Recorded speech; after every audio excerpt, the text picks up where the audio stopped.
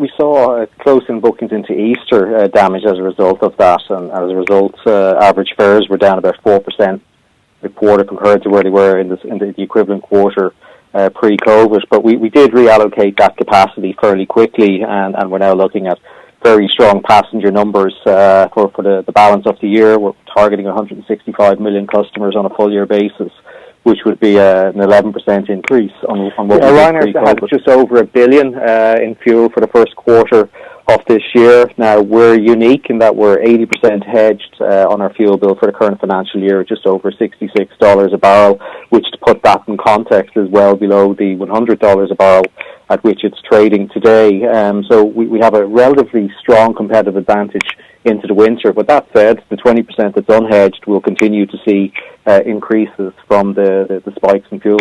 We've launched our Aviation with Purpose sustainability document, which not only sets out our ambitious targets to get to 60 grams of CO2 per passenger kilometre by 2030, but sets out our path to carbon zero by 2050, and that's a combination of the game changer aircraft that we have, the 16% more fuel and CO2 efficient aircraft which are entering the fleet over the next 4 to 5 years.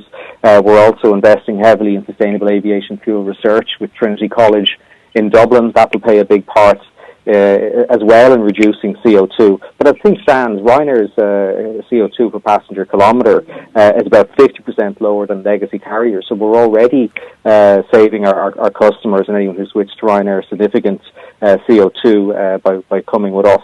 But big plans to reduce that further over the coming number of years. That goes into sustainable projects, so the likes of reforestation down in Portugal. We've also helped cook stoves over in the likes of Uganda, taking a lot of CO2 out of the system over there. So we've got gold-rated projects by the likes of the UN Global Compact and others, and the funds are invested in those projects, and so that our customers know that it's making a meaningful impact on reducing CO2. We gave our schedules to our airports many months in advance, most of them, in fairness, staffed up accordingly. We did have some issues in Dublin, Manchester and some other airports, but the single largest issue we've had this summer has actually been unprecedented air traffic control delays. Air traffic controllers across Europe haven't staffed up, haven't trained their staff accordingly to allow for the ramp up in capacity. So this is something that we are calling on the various governments across Europe and the air navigation service providers to improve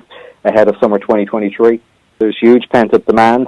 We would expect to have 95, 96% load factors for the July period, and August is looking very well booked at this point in time as well. So I'd be hopeful that we'll see that continue into September and indeed the midterm breaks into October.